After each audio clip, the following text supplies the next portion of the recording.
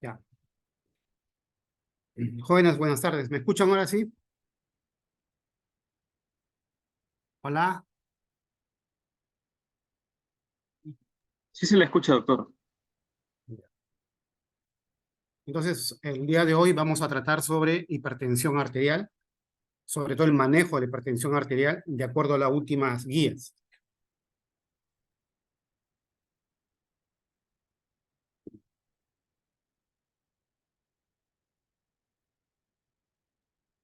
Bien, entonces, todos sabemos que la hipertensión es una de las enfermedades más prevalentes a nivel mundial y que hay varias sociedades que tratan de definir, cuantificar u operacionar eh, los valores para hablar de hipertensión.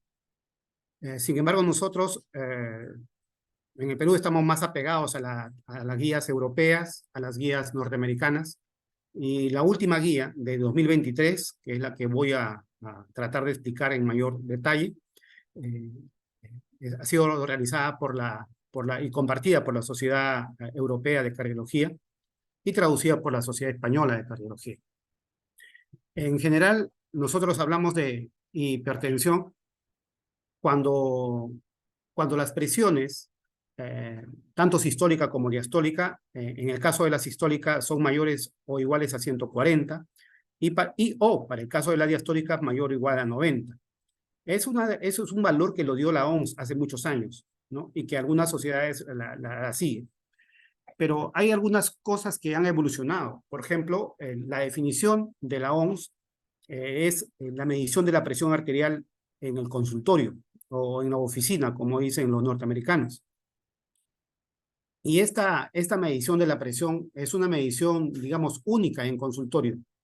Hasta que el paciente vuelva, uno tiene que volver a hacer otra medición de la presión para que en 2 o 3 mediciones uno pueda definir si el paciente es hipertenso o no. Entonces, no basta una sola medición para hablar de hipertensión, sino tienen que ser mínimo 2 en 2 tiempos diferentes, digamos 2 a 3 semanas, para ver si el paciente lo etiquetamos o no le etiquetamos de hipertenso. Bien, pero han surgido métodos, equipos que nos permiten definir de un día para otro si tal o cual paciente es hipertenso, como los equipos de monitoreo automático de la presión arterial, los llamados mapas. Los mapas son unos equipos que nos ayudan a definir si un paciente es hipertenso o no de un día para otro, haciendo una medición secuencial en 24 horas de la presión de un paciente. Uno le instala el equipo llamado mapa a un paciente. Este mapa va a medir las presiones cada 15 minutos en vigilia y cada 30 minutos en el sueño y me va a etiquetar el paciente con una curva de presiones que haga este paciente. Generalmente son entre 70 a 80 mediciones de la presión y me va a definir si el paciente es o no es hipertenso. Para un estudio MAPA, los valores para hipertensión son de 135 a 85, diferente de los valores obtenidos en consultorio, ¿no? Y también hay lo que surge, lo que llamamos AMPA. El AMPA es un monitoreo también ambulatorio de la presión arterial, pero en la cual el paciente se automide la presión con un equipo aneroide o con un equipo automático. El paciente se mide la presión antes del desayuno, antes del almuerzo, antes de la cena, en promedio por 10 a 15 días. Ese registro nos los trae y nosotros podemos definir si el paciente es hipertenso o no.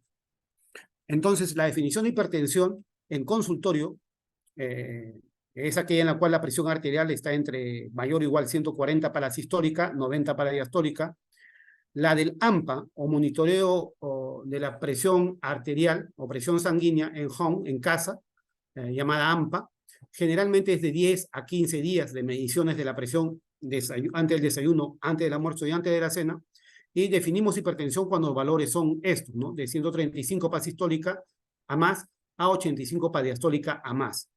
Y el mapa, o monitoreo ambulatorio de la presión arterial, o monitoreo automático de la presión arterial, que se hace con un dispositivo electrónico, la cual le colocamos al paciente, por ejemplo, un día a las 10 de la mañana, y se lo retiramos al día siguiente a las 10 de la mañana, 24 horas. Este nos da también el registro, una tabla de presiones de más o menos, como le repito, 80 mediciones de la presión arterial, y yo puedo definir si ese paciente es hipertenso o no es hipertenso, y en qué momentos del día hace su curva hipertensiva, ¿no? Si es en la mañana, en la tarde y en la noche. Y ahí viene el concepto, ¿no?, de hipertensión vespertina, hipertensión nocturna, hipertensión diurna. Bien, entonces, hasta ahí, más o menos, operacionalmente, la definición de MAP, de presión, de hipertensión.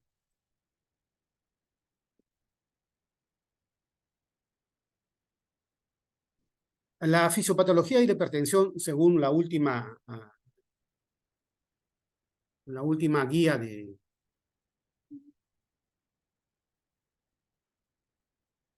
la Sociedad Europea de Cardiología, implica que la regulación de la presión arterial está dado por múltiples factores. O sea que la hipertensión no es genética, no es solo genética, no es solo hereditaria, es multifactorial. Y miren cómo actúan varias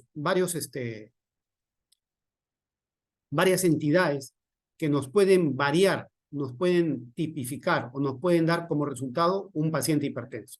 Por ejemplo, en nuestro organismo, fisiopatológicamente, tenemos el sistema renina-angiotensina-aldosterona, ¿no? El sistema renina-angiotensina-aldosterona me produce vasoconstricción principalmente, y eso me sube la presión. Entonces, fisiopatológicamente, el sistema renina-angiotensina-aldosterona está implicado en la hipertensión. El sistema renina-angiotensina-aldosterona se comunica también con el sistema nervioso simpático. Esto es dependiente de estrés. Y también este sistema nervioso simpático, a través de vasoconstricción y aumento de frecuencia, sube la presión. El mismo vaso sanguíneo puede liberar sustancias locales del vaso sanguíneo, llamadas, por ejemplo, endotelinas, y estas sustancias lo que van a hacer es producir vasoconstricción.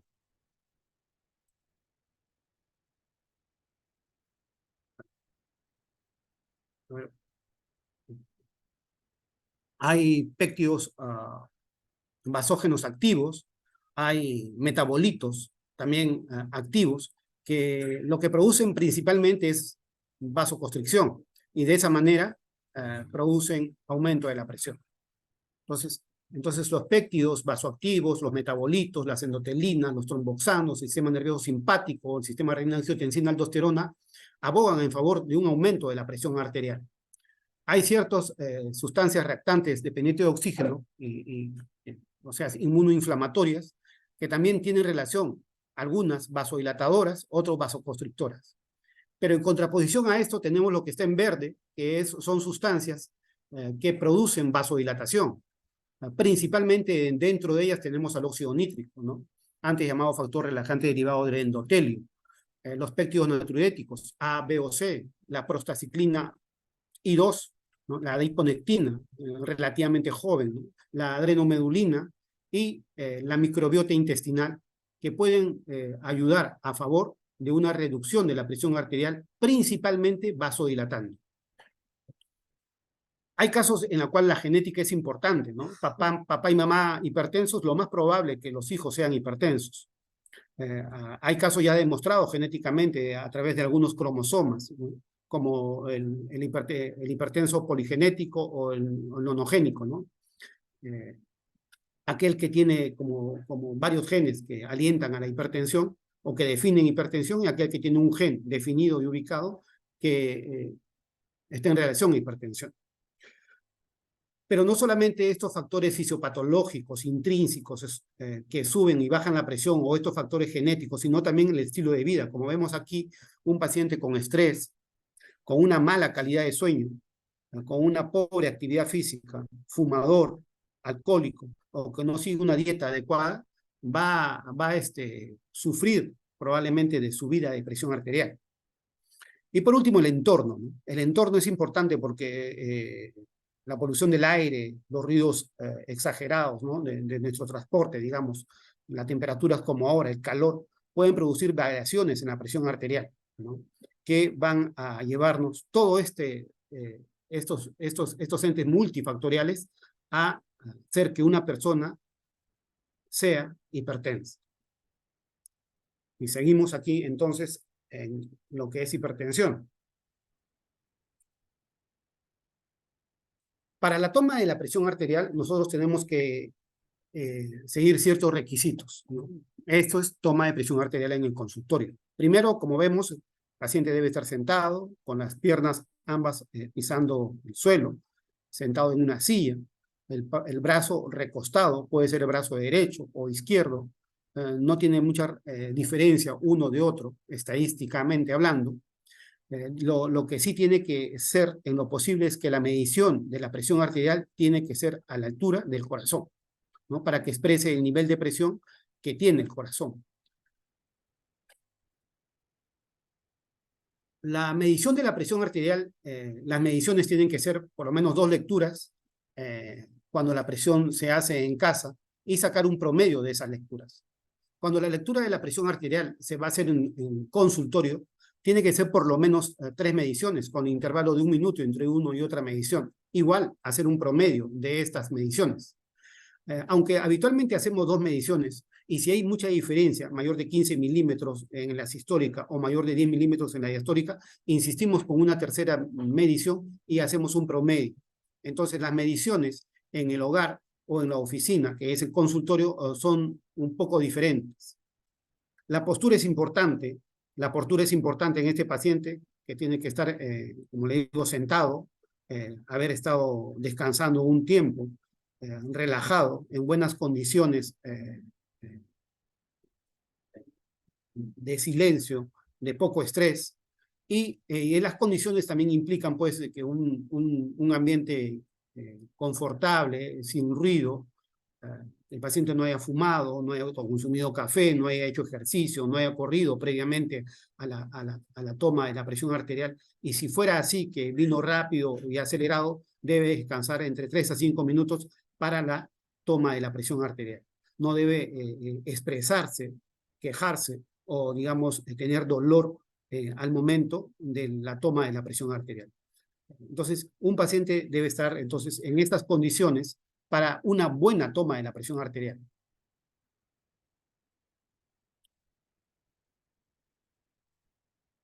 Cada vez que sale una guía de hipertensión arterial, un año sale la guía norteamericana, otro año sale la guía europea y así sucesivamente, tratando ¿no? de actualizar los parámetros que nosotros utilizamos para la medicación,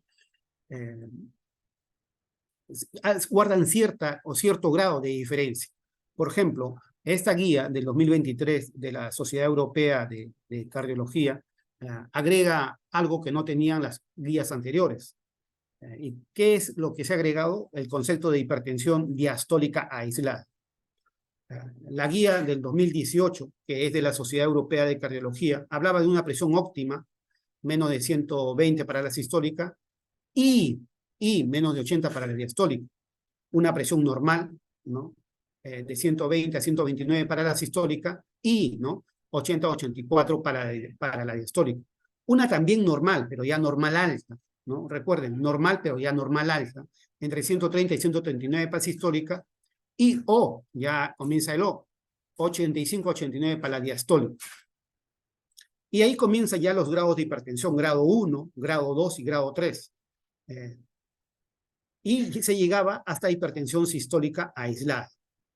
En esta guía se ha agregado el concepto de hipertensión diastólica aislada, debido a que se ha encontrado que algunos pacientes tienen presión sistólica muy buena, pero la diastólica es la que se suele elevar en algún tipo de paciente. No se consideraba esto antes, en las guías anteriores. Sin embargo, así como ya hubo hipertensión sistólica aislada, entonces ahora tenemos el concepto de hipertensión diastólica aislada. Cuando nosotros hacemos el diagnóstico de hipertensión, por la medición y por el promedio que sacamos, podemos tipificar en grado 1, si está su sistólica entre este promedio, y o su diastólica dentro de estos promedios, grado 2, grado 3.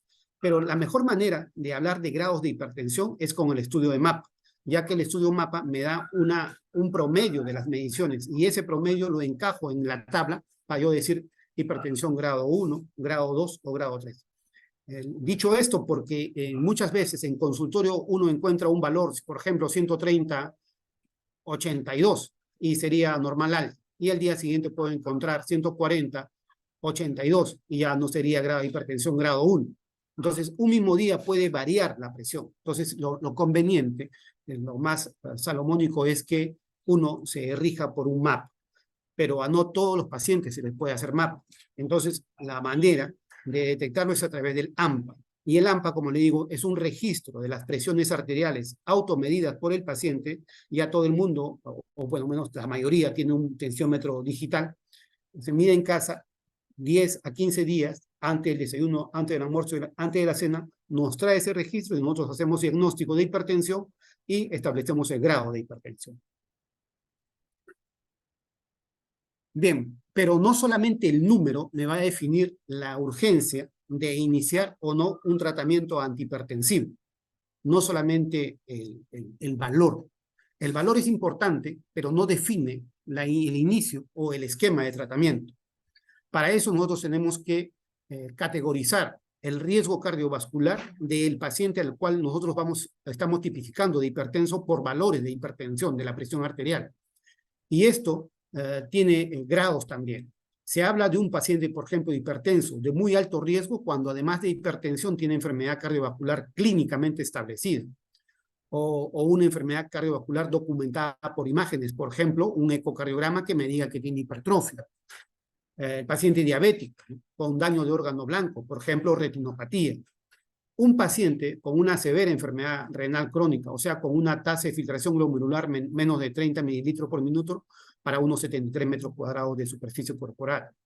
O un cálculo del sistema SCORE más de 10% a los 10 años, o sea, más de 10% de riesgo de muerte o de evento cardiovascular a los 10 años. ¿Y este SCORE cómo lo saco? Este SCORE está en internet y son varias apps. Las principales, las que utiliza, por ejemplo, la Sociedad Europea de Cardiología, ese es Heart Score. La que utiliza la Sociedad Norteamericana, las escuelas el AJA y el ACC norteamericano es el ASC BD Rates Estimator Plus. Entonces, estos son calculadoras que me permiten estimar el riesgo cardiovascular a los 10 años, que puede ser más de 10%. En ese caso, el paciente es un paciente de alto riesgo.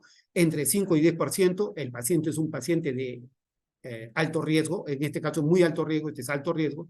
Y si el score con estos AT me sale que entre 5 y 1 y 5, entonces es de moderado riesgo. Y cuando tiene menos del 1%, es de muy bajo riesgo o bajo riesgo. Pero entonces, en algunos casos me puede servir el score, ¿no? En otros casos, si el paciente es diabético con daño de órgano blanco, ya está definido, es un paciente de muy alto riesgo. Si el paciente es hipertenso, con hipertrofia ventricular izquierda en el electrocardiograma o en el ecocardiograma, ya es un paciente de alto riesgo.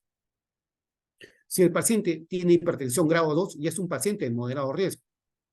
Y así sucesivamente. Entonces, el score me puede servir cuando el paciente no tiene un riesgo muy definido. Entonces, para tipificar su grado de riesgo, cuando estos riesgos son bajos principalmente. Pero cuando ya tiene un ACV, entonces este paciente es de muy alto riesgo.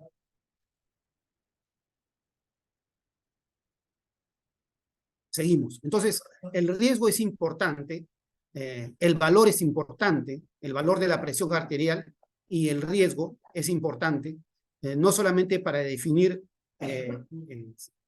la enfermedad propiamente dicha ya, sino el estadio de la enfermedad.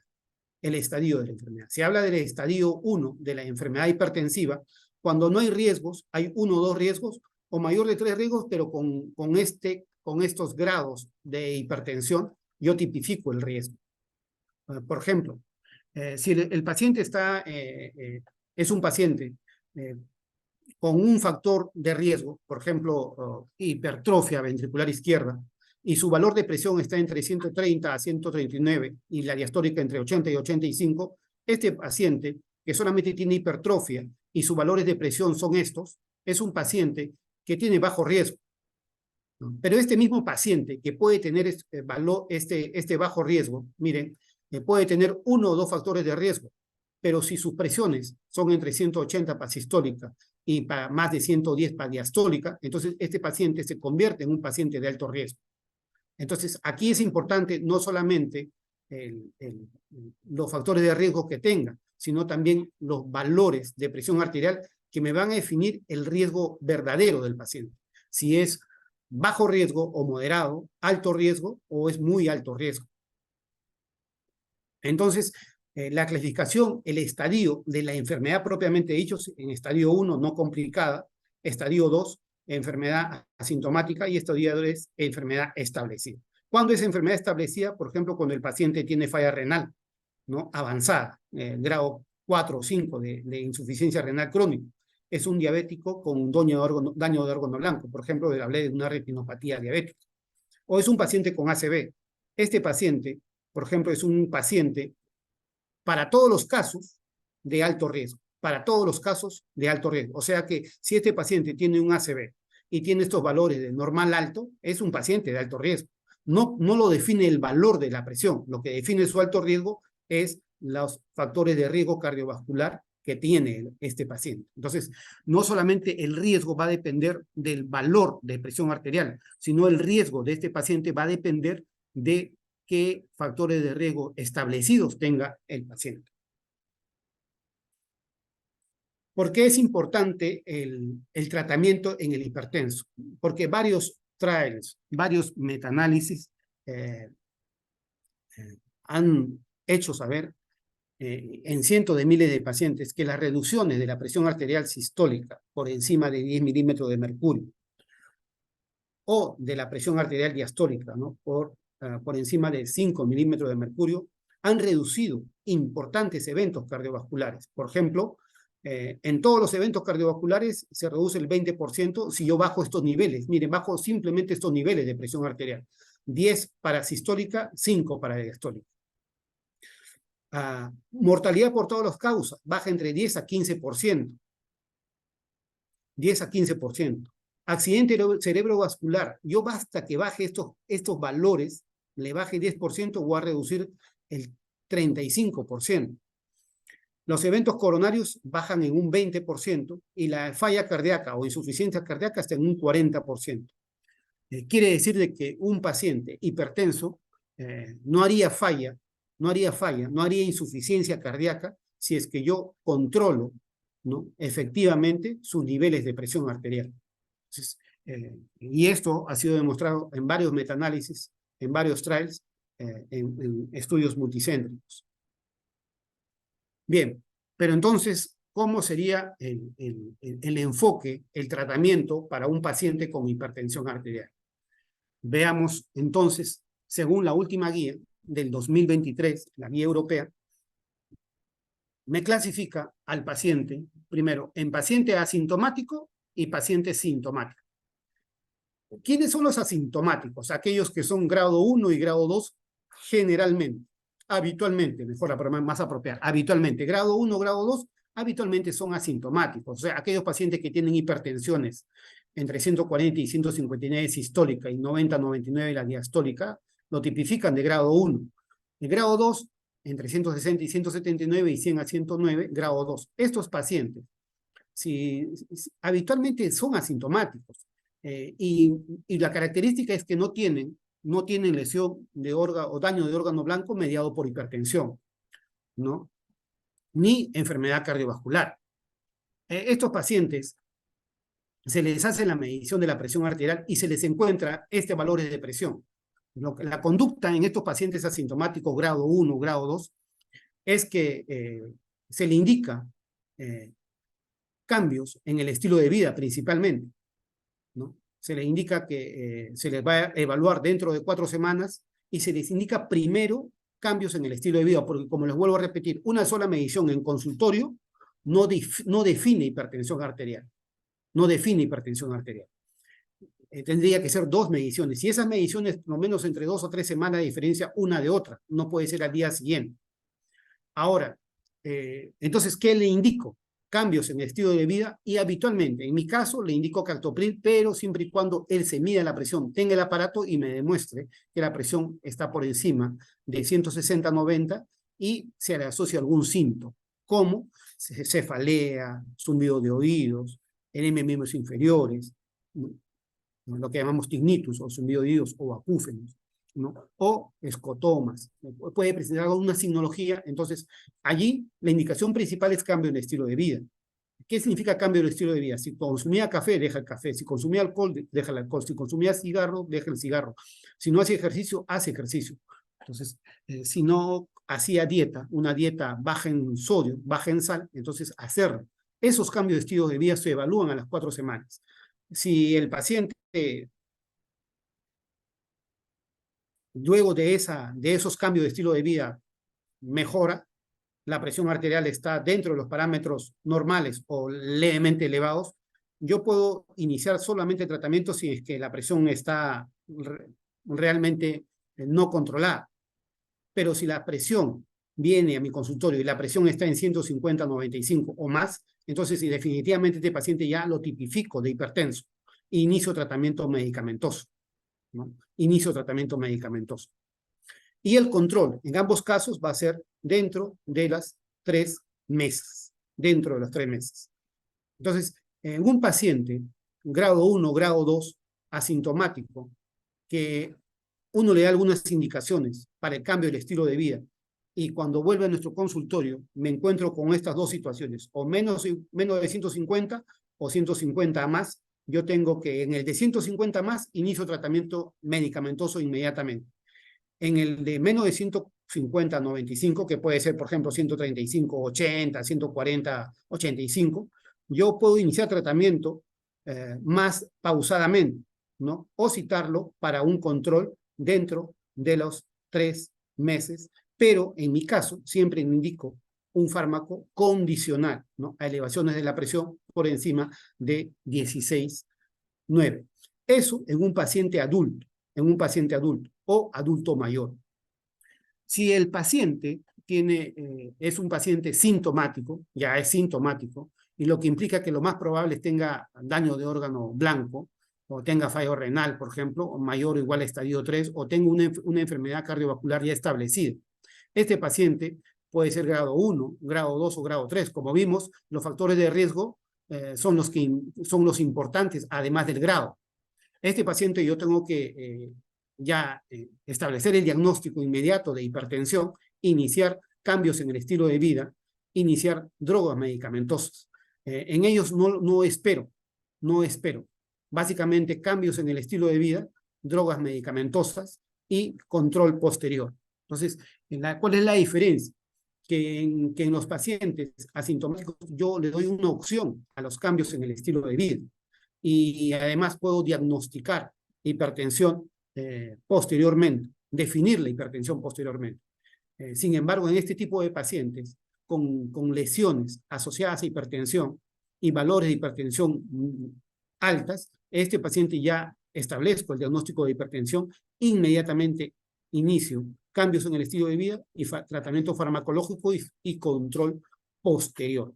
Como le digo, a veces no es posible que yo rápidamente defina un tratamiento porque tengo dudas si el paciente es hipertenso, si el paciente está estresado, si el paciente tiene un familiar enfermo, digamos, si el paciente tiene una ruptura amorosa o un problema de estrés, podría temporalmente desarrollar hipertensión y eso no lo tipifica como hipertensión esencial. Por eso que la indicación es muchas veces hacerlo con el AMPA o con el MAPA, ¿no? Para establecer si el paciente es hipertenso o no.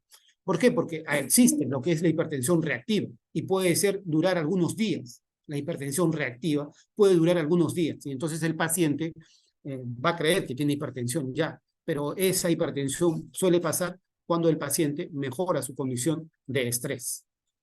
Ahora, ¿pero por qué el MAPA y el AMPA me ayudan? Sobre todo el MAPA me ayuda porque el MAPA mide la presión incluso cuando el paciente duerme. Ahí rompemos el círculo de estrés. Si el paciente cuando duerme está con presión elevada, ese paciente es hipertenso sí o sí, porque si está durmiendo ya no hay interferencia del estrés. Bien, siguiente.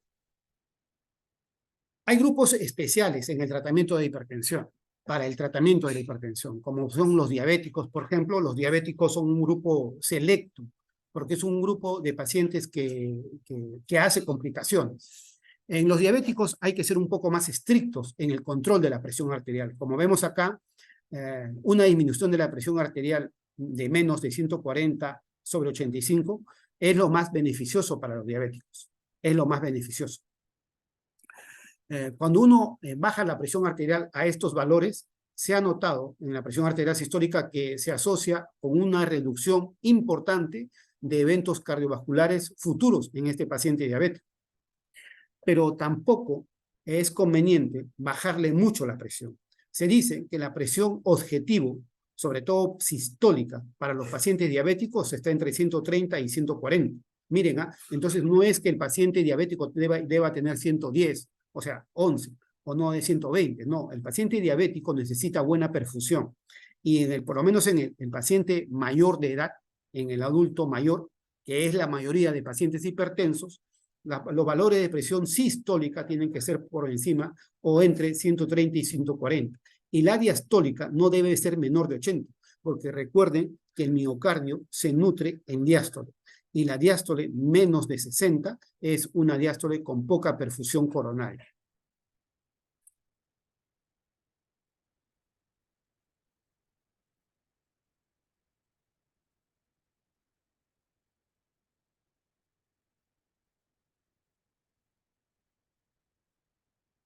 Entonces, cuando nosotros hablamos del tratamiento inicial, es cambios en el estilo de vida. Aunque acá la guía del 2018 dice que el sodio que debemos consumir por día no debe ser mayor de 1.75 gramos y que la sal de mesa que consumimos para preparar nuestros alimentos no debe ser mayor de 4,4 gramos por día. En la última guía han dado una opción hasta 2 gramos de sodio, lo que es equivalente más o menos a 5 gramos de sal de mesa. Entonces nosotros no podemos medir el sodio, lo que sí podemos medir es la sal de mesa, que es el cloruro de sodio. Esa sal de mesa nosotros podemos consumir no más de 5 gramos al día.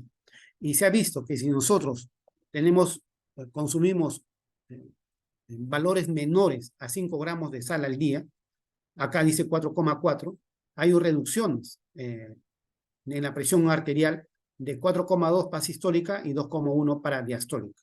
Este efecto es en normotensos, pero en hipertensos el efecto es mayor, o sea, la reducción de la presión arterial en hipertensos es mayor. Y valga la pena decir que algunos pacientes hipertensos son sodio sensibles, o sea que con la sal, con Doña Gusta, por ejemplo, o con Ajinomoto se les sube la presión. Entonces, muchos pacientes hipertensos nuestros son sal sensibles y con esta restricción en el consumo de sal logran en parte controlar un poco la presión arterial. Los fármacos que vamos a emplear para la hipertensión arterial son archiconocidos. El mecanismo de hipertensión implica mucho al sistema renina-angiotensina-aldosterona, como explicamos en la fisiopatología. Y cuando hablamos del sistema renina-angiotensina-aldosterona es todo esto. Lo primero que sucede es una hipoperfusión renal, se libera la renina, como sabemos actúa sobre el angiotensinógeno, lo convierte en angiotensina, sobre esta angiotensina va a actuar la enzima convertidora de angiotensina, lo va a convertir en angiotensina 2. Es esta la vasoconstrictora, es esta la culpable principal de la hipertensión, porque esta actúa sobre el sistema nervioso simpático y lo enerva en el sentido que el sistema nervioso simpático va a producir aumento de la vasoconstricción y aumento de frecuencia cardíaca. Ambos eventos aumentan la presión arterial. La angiotensina actúa sobre sobre el receptor tubular, ¿no?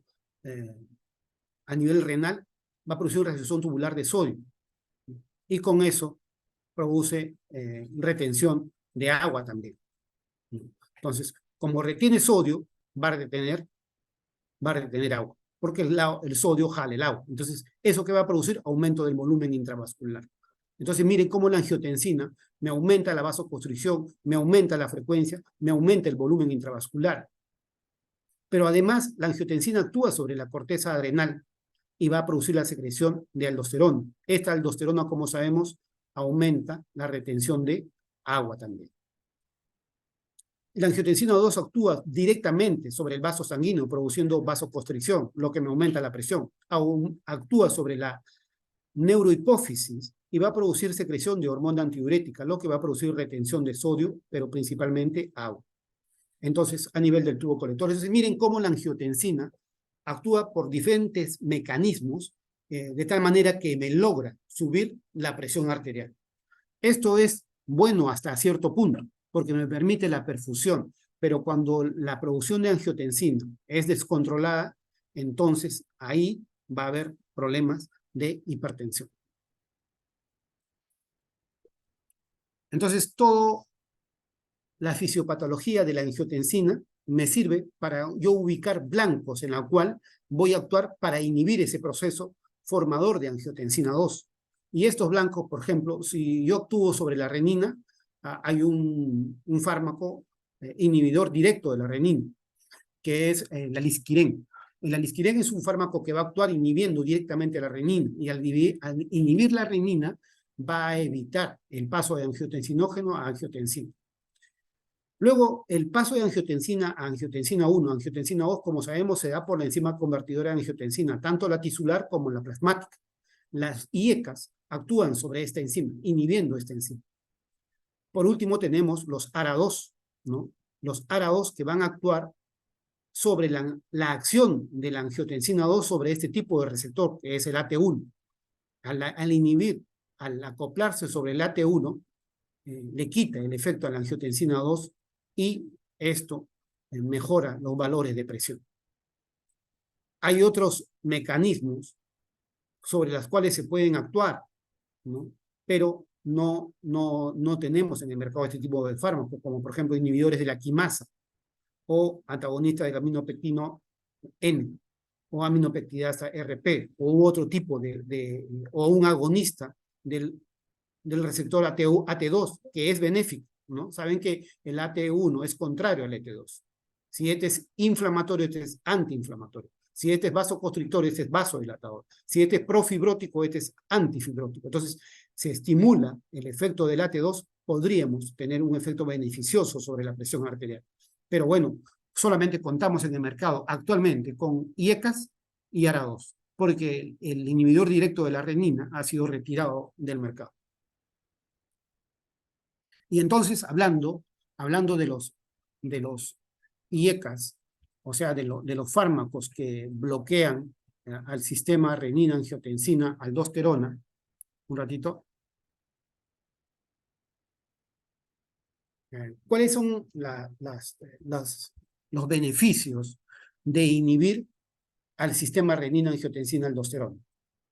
¿Y quiénes lo inhiben? A diferente nivel lo inhiben los IECAS, o sea, los inhibidores de la enzima convertidora, y los BRA o ARA2, que le decimos, ¿no? Que tienen otras propiedades, como que tienen beneficios de producir menor albuminuria, ¿no? Como sabemos, la hipertensión daña el riñón, y el primer índice, el primer signo de daño renal por hipertensión es la albuminuria.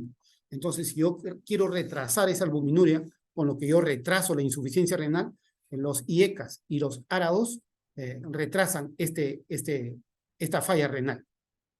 Pero además se ha visto que estos bloqueantes del sistema renina-angiotensina-aldosterona como IECAS y ARA2 previenen, ¿no? la enfermedad o el daño de órgano mediado por hipertensión, o sea, el daño de órgano blando. Previenen la hipertrofia y previenen la remodelación de las pequeñas arterias, que son las arterias de resistencia, que como sabemos son las que determinan la hipertensión arterial. Entonces, ¿por qué son benéficos además estos bloqueantes o inhibidores del sistema renina-angiotensina-aldosterona? Porque disminuyen la albuminuria, importante en los renales, porque disminuyen la hipertrofia, porque previenen la regresión o el daño de órgano blanco, y porque evitan la remodelación, tanto miocárdica como la del vaso sanguíneo, sobre todo de las arterias pequeñas, que son las arterias de resistencia.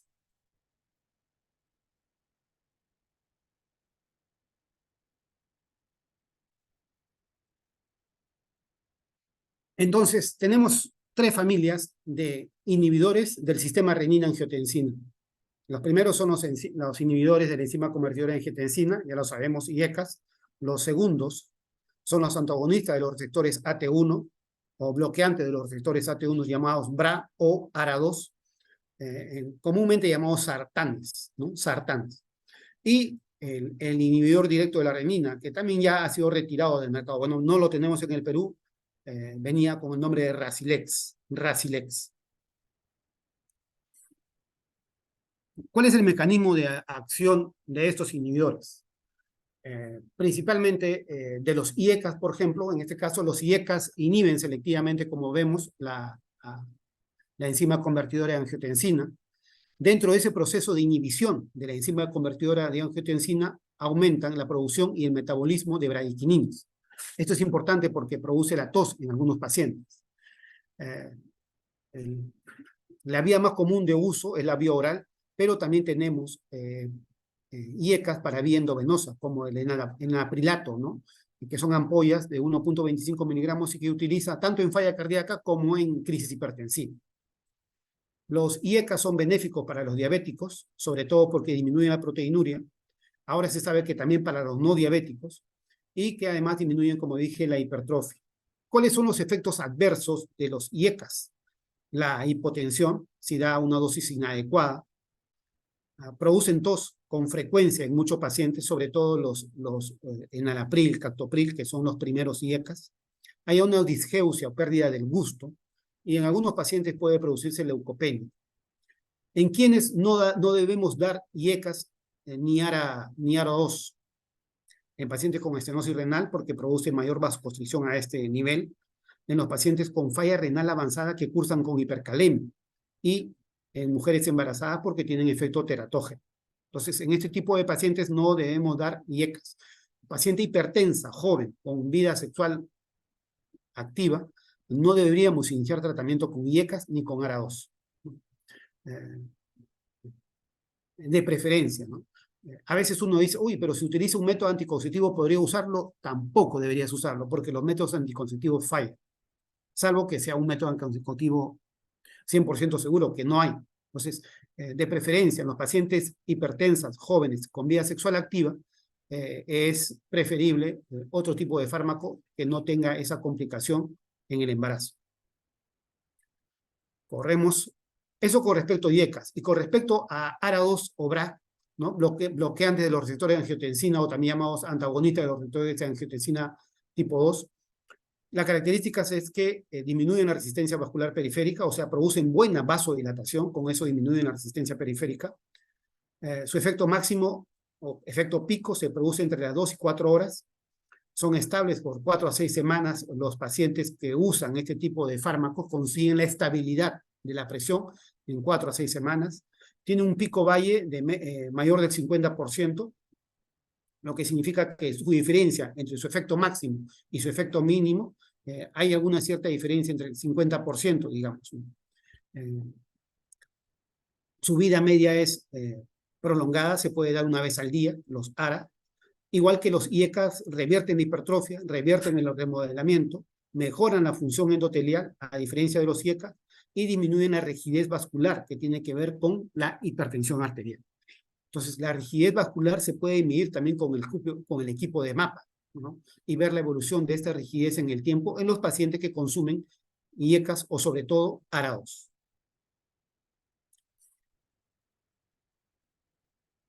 ¿Qué es lo que producen entonces estos bloqueantes de los receptores de angiotensina ARA2? Al bloquear AT1, lo que producen, disminuyen todo esto.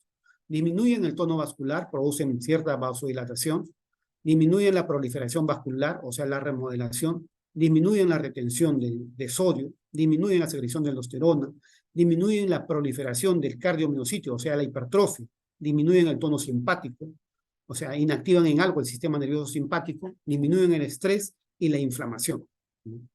Estos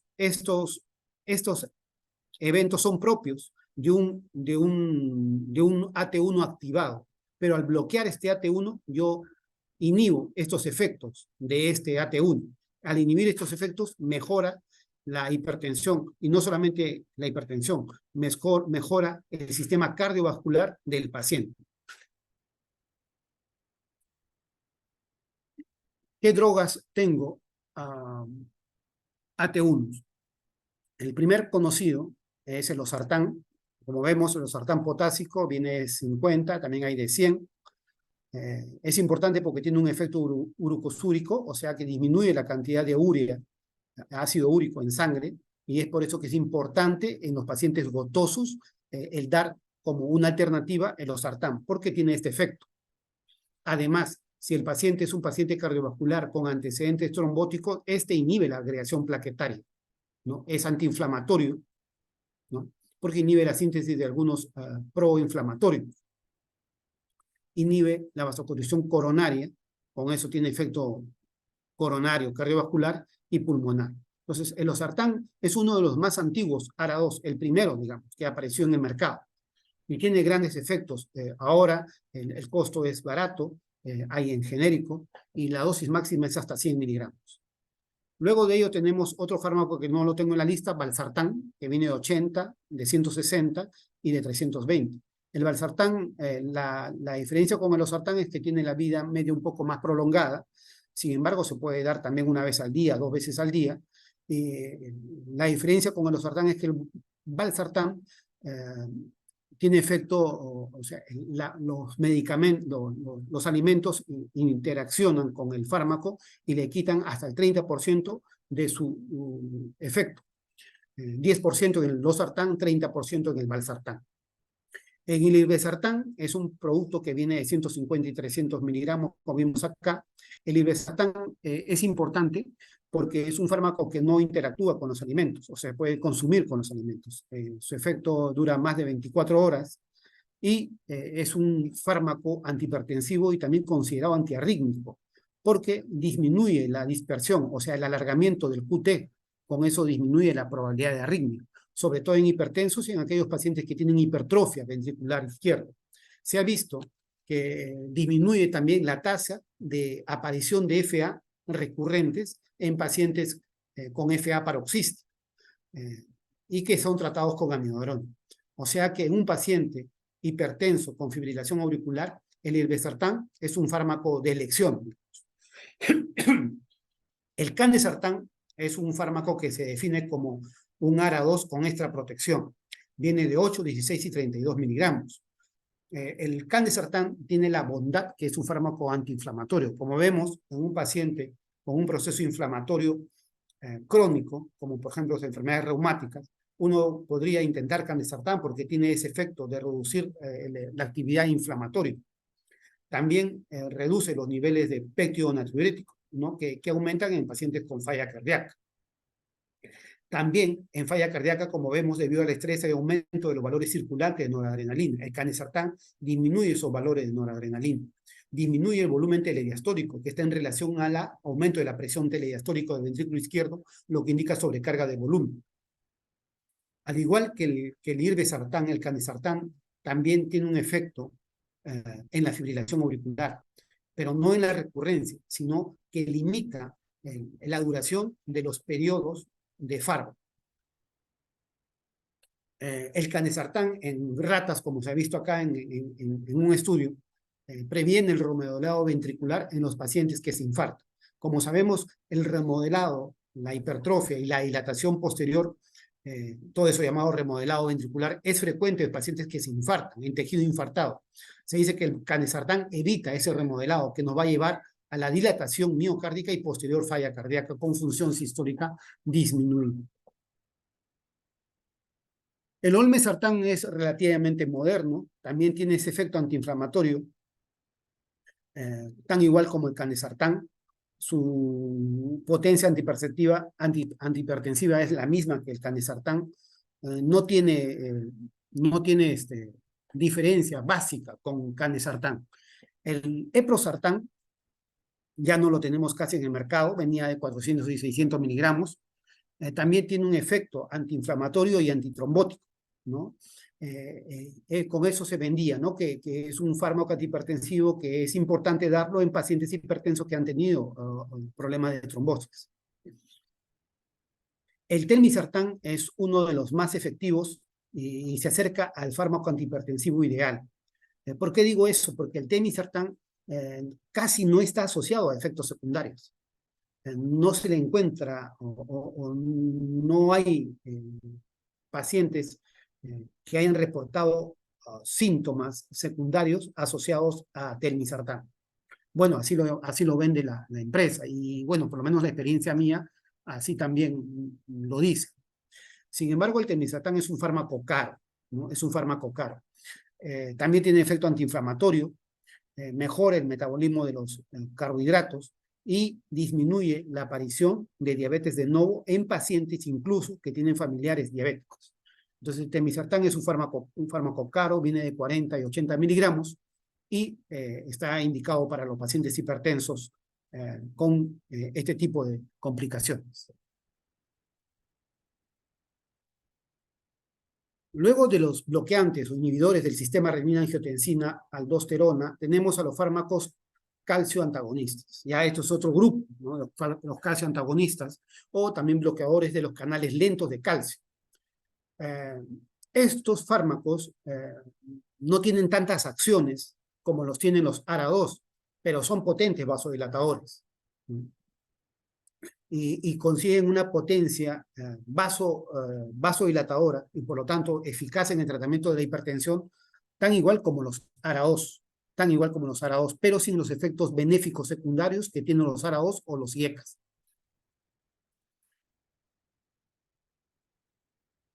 Los calcio antagonistas se dice que tienen un efecto importante en la reducción de lo que es accidente cerebrovascular. Pero a diferencia de que los calcio antagonistas, con su buen efecto antihipertensivo y su efecto protector en relación a enfermedades, a accidente cerebrovascular, no tiene buen efecto en falla cardíaca, ¿no? O sea, inhiben o retrasan o disminuyen la función sistólica. Y esto no es bueno para el paciente con insuficiencia cardíaca que necesita una mejor función sistólica. Entonces, no está indicado básicamente el calcio antagonista como fármaco de primera elección en hipertensos con falla cardíaca, porque inhibe la función sistólica, sobre todo en aquellos que ya tienen una función sistólica o fracción de eyección, con fracción de eyección reducida. Pero se ha visto, ¿no?, que los calcio antagonistas son bastante efectivos en ralentizar, como le dicen, disminuir la progresión de la aterosclerosis carotidia, ¿no? Reducen también la proteinuria, pero no en el mismo nivel que los IECAS, y reducen también, por efecto antihipertensivo, reducen la hipertrofia ventricular izquierda. Entonces, los calcio antagonistas tienen esa característica de ser efectivos en pacientes con accidente cerebrovascular y ser buenos antihipertensivos, sobre todo en pacientes de raza negra. ¿Qué bloqueantes de canales lentos de calcio tenemos? Se clasifican en dos, principalmente los dihidropiridínicos, y acá tenemos pues al nifedipino, que es el más antiguo, digamos. Antes solamente teníamos nifedipino de 10 miligramos, que es un nifedipino de acción corta. Ahora tenemos de 30 de acción prolongada y de 60 de acción prolongada. La dosis máxima de nifedipino es hasta 180 miligramos. Tenemos ahora amlodipino. El amlodipino es un fármaco de esta familia, pero que tiene la característica de ser vasocoronario importante, vasodilatador coronario importante, y también se indica en angina. Al igual que el nifedipino de acción prolongada, pero no para el nifedipino de acción corta. El ecardipino, nitrendipino, son fármacos también de la línea, pero no son muy conocidos en el mercado. El felodipino estuvo con nosotros hasta hace un tiempo, Plendil, y es un fármaco antihipertensivo potente, ¿no? Venía de 5 y de 10 miligramos. Sin embargo, en la actualidad solamente tenemos en el mercado nifedipino, amlodipino y lecardipino. ¿Cuál es la desventaja de estos dihidropiridínicos? Es que todos producen edema de miembros inferiores, pero el que más produce es el amlodipino. Y este edema de miembros inferiores a nivel maleolar básicamente es dependiente de la dosis. O sea, a más dosis de amlodipino o nifedipino o de un pino, más dosis, más edema. A menos dosis, menos edema. Otra de las desventajas, sobre todo del nifedipino, es que aumenta la frecuencia cardíaca. Entonces no es bueno en los pacientes que tienen predisposición a frecuencias altas. No es bueno, por ejemplo, pacientes que tienen taquiarritmias. El amlodipino no tanto, pero a diferencia del nifedipino sí produce mayor cantidad de edemas. Con respecto a los bloqueadores de canales de calcio no dihidropiridínicos, tenemos a las fenilalcalaminas, como el verapamilo, y las benzotiacinas, como el litiazem.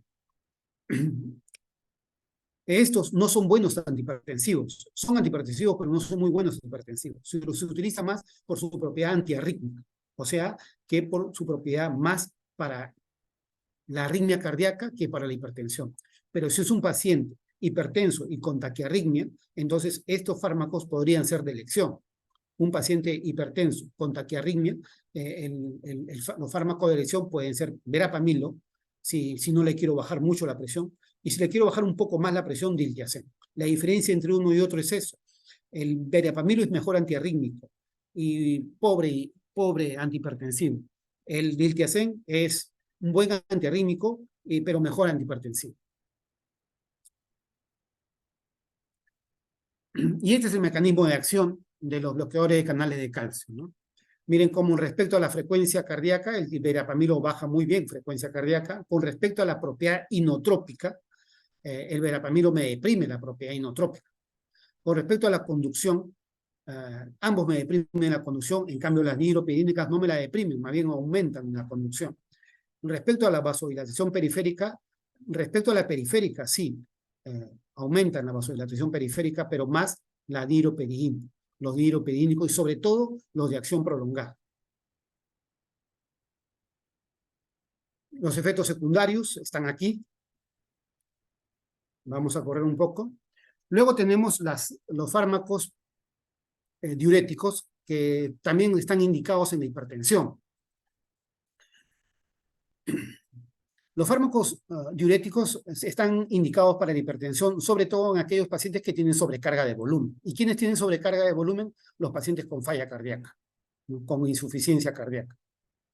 Estos diuréticos pueden ser tiacídicos o aquellos asociados a tiacidas, como por ejemplo tenemos la hidroclorotiacida y entre los asociados la clortalidona, por ejemplo, ¿no? Treantireno y otros, ¿no? que tienen el mismo efecto diurético que las tiacidas.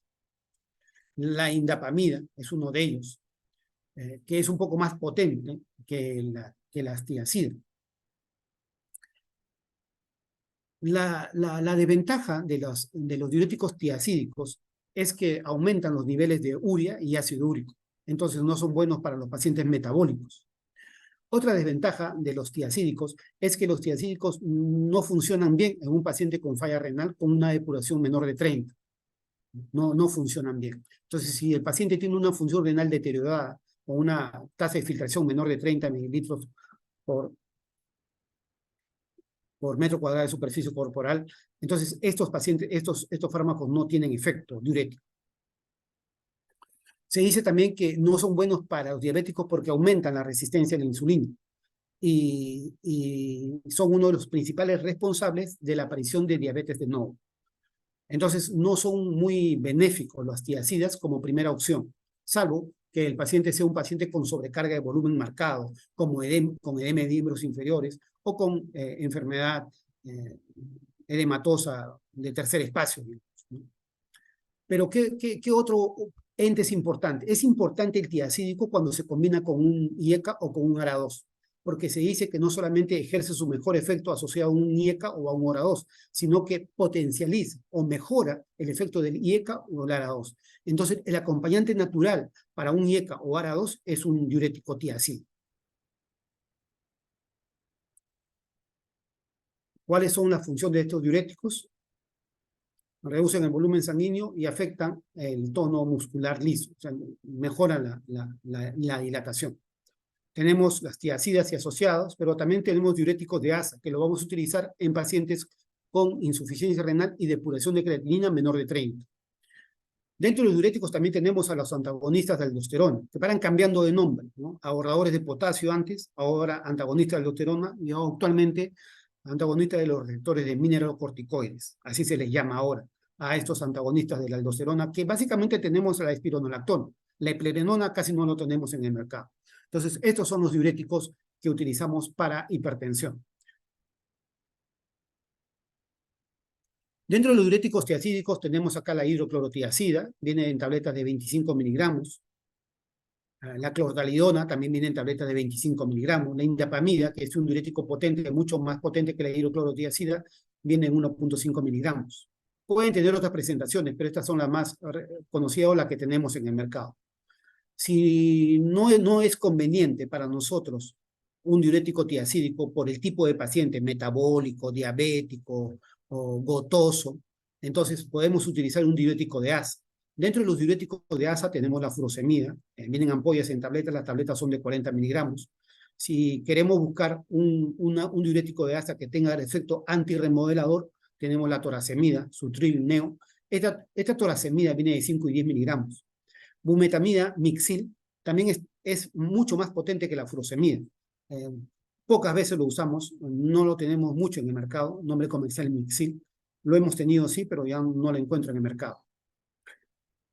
Y por último, los antagonistas de aldosterona. Acá tenemos la espironolactona, que es la más conocida, y otro ahorrador de potasio principalmente es el triantireno, viene de 50 miligramos. Cuando nosotros utilizamos un diurético, sea de asa o tiacídico, el problema que nos afrontamos principalmente es la hipocalemia. Entonces tenemos que asociar un diurético, sea tiacídico o de asa, a un antagonista de la aldosterona, que tiene como característica ahorrar potasio. Entonces lo asociamos a espironolactona o lo podemos asociar a triantireno. Y de hecho, ya vienen fármacos que asocian en una misma cápsula hidroclorotiazida con triantireno, por ejemplo. Por último, tenemos a los beta bloqueantes. Los beta bloqueantes son fármacos que son de segunda elección para la hipertensión, pero que reducen significativamente el riesgo de accidente cerebrovascular. Son importantes su uso para la insuficiencia cardíaca crónica y tienen algunos efectos cardiovasculares importantes, como por ejemplo en pacientes con arritmia cardíaca, debido a que disminuyen la actividad a nivel del nodo auriculoventricular. También se dice que los beta bloqueantes son un poco menos efectivos que los bloqueadores de canales de calcio para reducir la hipertrofia, para reducir el engrosamiento carotídeo, la rigidez carotídea y el remodelado de las pequeñas arterias. Si lo comparamos con los IECAS, si lo comparamos con los ARA2, si lo comparamos con los bloqueadores de canales de calcio, los beta bloqueantes son menos, actúan menos, tienen menos bondades respecto a estos aspectos, a la hipertrofia, al engrosamiento carotídeo, a la rigidez o al remodelado. Pero ¿cuál es la ventaja de los betabloqueantes entonces? Uno, que disminuyen el estrés miocárdico, por eso se indica en falla cardíaca, por el efecto neuroendocrino que tiene. Dos, porque es importante en las arritmias, en las taquiarritmias, controlan, disminuyen la actividad del nodo auriculoventricular, y entonces este nodo auriculoventricular enfermo que deja pasar todos los latidos, se vuelve más selectivo y disminuye de esa manera la frecuencia cardíaca. Entonces, un paciente con arritmia o taquiarritmia e hipertenso, un betabloqueante podría estar indicado. Pero no solamente eso, al disminuir la frecuencia cardíaca, el betabloqueante disminuye el consumo de oxígeno y con eso disminuye el angina. Entonces, el paciente con enfermedad coronaria de cajón también debe usarse un betabloqueante si es que este paciente es hipertenso.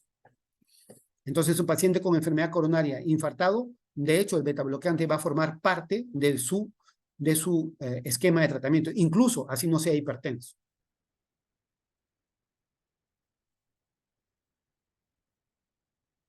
Hay combinaciones, ya las nuevas guías de hipertensión no permiten o no abogan por un tratamiento monoterápico, sino que el tratamiento tiene que ser combinado, le decimos, ¿no? O dos o más fármacos.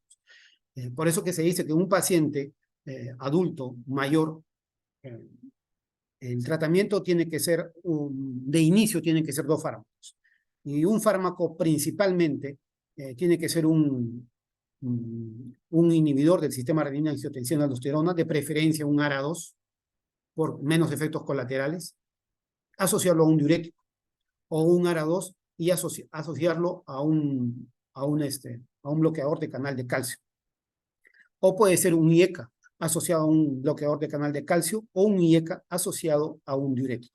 Entonces, esa combinación de un inhibidor del sistema renina-angiotensina-aldosterona, sea IECA o ARA2, asociado a un diurético primeramente, o asociado a un bloqueante de canal de calcio, esa combinación es la que se indica como régimen inicial para un paciente hipertenso. Y para mejorar la adherencia, esos dos fármacos ya están en una sola pastilla. Entonces, de esa manera el paciente consume un solo medicamento, un solo fármaco, una sola píldora para el tratamiento de la hipertensión. Pero ¿en quiénes están indicados la monoterapia? Está indicado la monoterapia en paciente de bajo grado, o sea, hipertenso tipo 1, de reciente debut, en paciente frágil, en paciente anciano, que recién debuta con hipertensión y que tiene algunas otras comorbilidades. En ese caso, se indica monoterapia para no ser muy agresivo con el paciente. ¿Y en quiénes indicamos tritar hacia tres fármacos? En aquellos pacientes que no controlan fácilmente la hipertensión con 2 fármacos luego de un tiempo de tratamiento. Se dice que los pacientes con dos fármacos se logra controlar hasta el 60% de los casos de hipertensión, pero con 3 fármacos se logra controlar hasta el 80%, casi el 90% de los casos de hipertensión. Sin embargo, no se recomienda en ningún caso iniciar tratamiento antihipertensivo con 3 fármacos, por la posibilidad de hipotensión del paciente. Entonces, ¿a quién le voy a dar 3 fármacos? A los pacientes que ya pasaron por 2 fármacos. Y este es el esquema. Si un paciente, yo voy a iniciar el tratamiento para la hipertensión, comienzo terapia dual. Esta es la última guía del 2023. Y la terapia dual, la terapia combinada dual, significa 2 fármacos. Y estos 2 fármacos pueden ser cualquiera de estos dos, un IECA o un ARA2, cualquiera de estos dos, a los cuales los voy a combinar. Los voy a combinar con un calcio antagonista o lo voy a combinar con un diurético o tiacídico o asociado, o un diurético asociado a un tiacídico. Entonces, mi esquema va a ser IECA más calcio antagonista o IECA más diurético. O puede ser ARA2 más calcio antagonista o ARA2 más diurético. Con esta pastilla, yo controlo el 60% de los casos de hipertensión. Ahora, ¿comienzo con baja dosis? Sí. ¿Y voy aumentando la dosis? Sí, de acuerdo a la tolerancia del paciente. La tolerancia del paciente. Si es que luego de unos 3 semanas, 4 semanas, el paciente no me ha controlado hipertensión, yo paso a la terapia triple recién. Y la terapia triple fue cualquiera de estos dos, más calcio antagonista, más diurético. Ya no es O, sino más. Entonces voy a tener un inhibidor del sistema renina-angiotensina-aldosterona, más un calcio antagonista, más un diurético. Baja dosis y aumento la dosis. En este caso, ya puedo controlar incluso hasta el 90% de casos de hipertensión. Hay algunos casos, entre 5 y 10%, que no se van a controlar con 3 fármacos. Eso me va a definir lo que llamamos hipertensión resistente.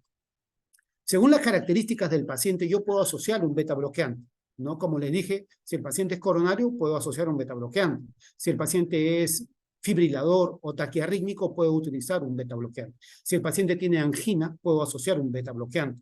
Si el paciente tiene falla cardíaca, puedo asociar un beta bloqueante cardioselectivo. Entonces el beta bloqueante puede montarse al esquema en cualquiera de los pasos, de acuerdo a las características del paciente. Y si yo llego al último paso y el paciente no me controla, entonces declaro 3 fármacos o más y no me controla la hipertensión, me hace el diagnóstico de hipertensión resistente. Y entonces ahí evalúo bien la función renal. La función renal. Si es mayor de 30, fácilmente a este paciente que no me está controlando, yo le puedo agregar espironolactona. A su esquema triple le puedo agregar espironolactona, que es lo que más agregamos, o le puedo agregar un bloqueante alfa o un bloqueante beta. Bloqueante beta puede ser atenolol, propanolol, bisoprolol. Un bloqueante alfa generalmente tenemos prazosina o terazocina. Y si no quiero con estos, porque le cae mal al paciente, puedo asociarle un agente de acción central, metildopa, ¿no? Y por último, denervar al paciente, que es un mecanismo, una cirugía heroica para controlar la presión arterial. Pero si el paciente tiene menos de 30 de función renal, pero no está en diálisis, ojo, menos de 30 de función renal, yo no voy a asociar un diurético tiacídico, tengo que asociar un diurético de ASA, Y a este paciente, con diurético de ASA, yo tengo que agregar clortalidona, puedo agregar o un beta bloqueante o alfa bloqueante o un agente de acción central. Entonces, ¿cuál es la diferencia? Que en la terapia triple este es con diurético tiacídico, en la terapia triple este es con diurético de ASA. En ambos casos voy a aumentar espironolactona aquí, y aquí no, porque la función renal de este paciente ya está muy deteriorada y probablemente curse con hipercalemia. Yo con espironolactona le voy a aumentar más el potasio y la posibilidad de arritmia es mayor. Y que hay, como le dije, si hay enfermedad coronaria, lo que vamos a hacer es ver si el paciente tiene enfermedad coronaria. Yo ya sé que este paciente tiene que ir con un IECA o un ARA2 más un beta bloqueante, porque el paciente tiene enfermedad coronaria, porque el beta bloqueante le disminuye frecuencia cardíaca, disminuye el consumo de oxígeno, disminuye el dolor. Pero si a pesar de eso el paciente continúa con angina, yo a este paciente que tiene beta bloqueante y un inhibidor del sistema renina, tiene renina, angiotensina, aldosterona, tiene beta bloqueante, yo le voy a agregar un calcio antagonista, o sea, amlodipino o nifedipino de acción prolongada. Y si no tiene dolor, pero sigue con presión alta, pero no tiene dolor, entonces yo aumento un diurético tiacida. Entonces, recuerden que aquí el esquema de tratamiento es para la presión, pero si este paciente coronario hace dolor, le aumento un calcio antagonista. Si este paciente coronario sigue con presión alta, pero sin dolor, le aumento un diurético tiacídico.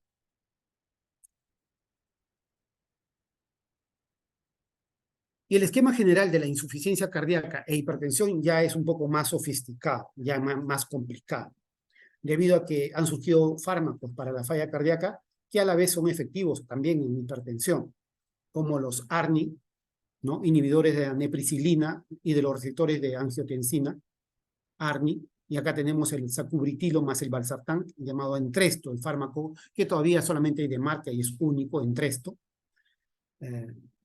Beta bloqueantes, como le dije, por el efecto neuroendocrino, neuromodulador, los inhibidores de los transportadores ligados a sodio glucosa, ¿no? Empaglifosina y dapaglifosina, diuréticos, los antagonistas de los receptores de los mineralocorticoides, tanto nombre para espironolactona, y los bloqueadores de canales de calcio. Todos estos fármacos los puedo usar en falla cardíaca, pero va a depender de qué, de la fracción de eyección, si es deteriorada o no es deteriorada, o es baja o no es baja la fracción de eyección. Entonces, en pacientes con insuficiencia cardíaca y con fracción de eyección preservada, yo ya tengo mi esquema que siempre va a comenzar con un IECA o un ARA2 más un diurético o calcio antagonista. Si el paciente con falla cardíaca sigue con la presión alta, y yo sé que falla cardíaca con fracción de eyección preservada, yo lo puedo aumentar un diurético. Porque estos pacientes puedo establecer ya el diurético, o sea, terapia triple con diurético más calcio antagonista y un inhibidor del sistema renina-angiotensina. Pues terapia triple. Pero si no me responde, sigue con presión alta este paciente con terapia triple, con falla cardíaca, con fracción de eyección preservada, yo ya tengo que pensar en sustituir este inhibidor de enzima convertidora de angiotensina, del sistema renina-angiotensina aldosterona, por un inhibidor tipo ARNI, y o usar además un antagonista de los receptores de mineralocorticoides. Entonces, en este tipo de paciente, yo tendría que suspender primero 3 a 4 días el IECA o el ARA2 para iniciar mi Entresto, mi ARNI, ¿no? Y adicionarle luego un antagonista de receptores de mineralocorticoides como el espironolactona. Recuerden que además este paciente ya lleva un beta bloqueante por su efecto sobre la falla cardíaca, pero no por su poder antihipertensivo, más por su poder para falla, que mejora en algo su problema hipertensivo, además de la falla. Recuerden que se está indicando que a todo paciente con falla cardíaca, en la actualidad, con fracción de eyección preservada antes y ahora para los dos casos, fracción de eyección preservada y fracción de eyección baja, los inhibidores de los transportadores ligados a sodio glucosa, empaglifosina y dapaglifosina, 10 miligramos una vez al día, se puede asociar al tratamiento antihipertensivo en este paciente con falla cardíaca. ¿Qué hay? No dice mucho la guía del 2023 respecto a qué hay con respecto a los pacientes con fracción de eyección reducida. O sea, falla cardíaca, hipertenso y con fracción de eyección reducida. Lo único que sabemos es que el paciente con IECA tiene un diurético de ASA y un beta bloqueante, ¿no? Un beta bloqueante cuando la presión no mejora, porque el diurético de ASA es mucho más potente que el diurético tiacídico para bajar la presión. Y que a estos pacientes yo le debo agregar un antagonista de receptores de mineralocorticoides. Este gráfico del 2018 ya no está actualizado en realidad. No hay el esquema, pero se asume de que debemos intentar ARNI, o sea, inhibidores de neprilicina y de antagonistas de receptores de angiotensina, y debemos utilizar los SGTB, o sea, los inhibidores de los transportadores ligados a sodio glucosa para también este tipo de pacientes. ¿Qué hay de los pacientes hipertensos con fibrilación auricular? Ahora tenemos un punto de corte. Si la frecuencia cardíaca en este paciente fibrilador está más de 80 o si está menos de 80. Si está más de 80, ya este paciente, como sabemos, debe ir con un IECA o ARA2 más un beta bloqueante. Completar la dosis, o sea, dosis plena, si el paciente lo tolera. Y si a pesar de esto no está con la presión controlada, yo debo agregarle a este paciente un calcio antagonista o un diurético. Y si a pesar de eso no se controla, ya tenía que ser la terapia triple o cuádruple en este tipo. IECA, beta bloqueante, calcio antagonista y diurético. Miren cómo acá sería la terapia cuádruple, pero cuádruple porque es fibrilación auricular. ¿Y qué pasa si el paciente tiene frecuencia menor de 80?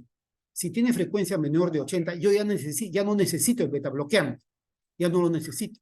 Necesito simplemente el IECA, el calcio antagonista o el diurético. Y si a pesar de eso no mejora, entonces ya la terapia triple, que es un inhibidor del sistema renina-angiotensina-aldosterona, un bloqueante dihidropiridínico del canal de calcio y un diurético, hasta completar dosis. ¿Qué pasa con los pacientes con insuficiencia renal crónica y hipertensión? Acá clasificamos la insuficiencia renal crónica en estadios del 1 al 3 y en estadios de 4 y 5, pero que no estén en diálisis. Como les dije, me parece que esto me he equivocado acá, creo que ya lo vimos. Y hay los dos pacientes con ACV agudo. Este en realidad es una emergencia hipertensiva. No es parte del tema, pero más o menos, si el paciente llega con stroke agudo, y este es un ACV hemorrágico o un ACV isquémico, en el ACV hemorrágico, si el inicio de los síntomas tiene menos de 6 horas, y es un ACV hemorrágico, nosotros tenemos que ser agresivos en bajar la presión para evitar la expansión del hematoma. Si el paciente viene con más de 6 horas, yo voy a encontrar ante dos situaciones. Si la presión está menos de 220 o la presión está más de 220. Si tiene más de 6 horas, entonces ya no es hiperagudo, digamos, más de 6 horas del inicio de síntomas y está menos de 220, yo voy a bajar lentamente, moderadamente la presión arterial dentro de las 24 horas, 15 a 25% de la presión basal. Pero si el paciente tiene más de 6 horas y la presión está alta, yo tengo que bajar inmediatamente a menos de 180 la presión arterial en menos de 15 a 20 minutos. Y en el transcurso de las 24 horas ya tengo que conseguir a llegar a una presión normotensa de menos de 140 sobre 90. Eso es en la hemorrágica. ¿Y qué pasa en el isquémico? En la isquémica no debo ser tan agresivo. En el isquémico yo tengo que presentar al paciente. ¿Este paciente va a ir a trombólisis o no va a ir a trombólisis? Si el paciente viene en un ACV agudo, isquémico, y es trombolizable, entonces yo tengo que bajarle la presión porque los pacientes que van a ir a trombólisis necesitan tener presiones por debajo de 180, 105 para que no corran el riesgo de hemorragia. En este caso, tengo que usar fármacos endovenosos tipo nitroprusiato o nitroglicerina para bajarle la presión. En el caso de que hace un ACV isquémico, pero este paciente, por diversas comorbilidades, no es elegible para trombólisis, si la presión está menos de 220, yo me abstengo de bajar la presión arterial, ¿no? Y lo controlo periódicamente dentro de las 24 hasta 72 horas. Pero si el paciente no es elegible para trombólisis, pero está con presión alta, yo nuevamente tengo que pensar que debo bajar la presión arterial dentro de las 24 horas, un 15 a 25% del valor con que llega el paciente al estado de agudez.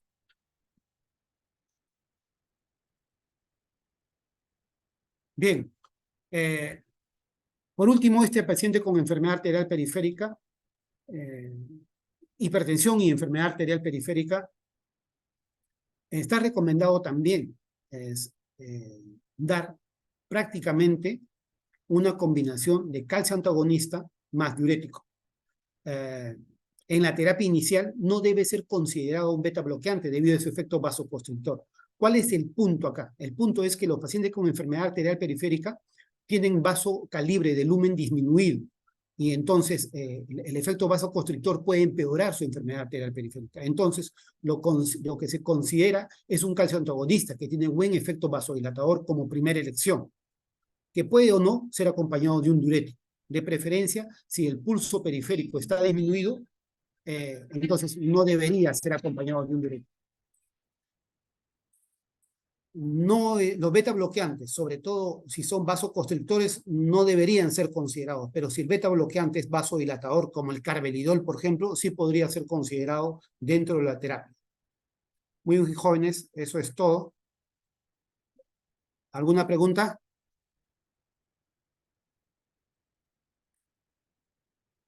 Muchas gracias, doctor, por su ponencia. Vamos a ver si es que hay alguna pregunta por medio del chat. A ver, te lo hagan vía oral, jóvenes, puede ser. Ok, doctor, entonces No de leen. manera ordenada van levantando la mano en caso tengan alguna duda para el doctor.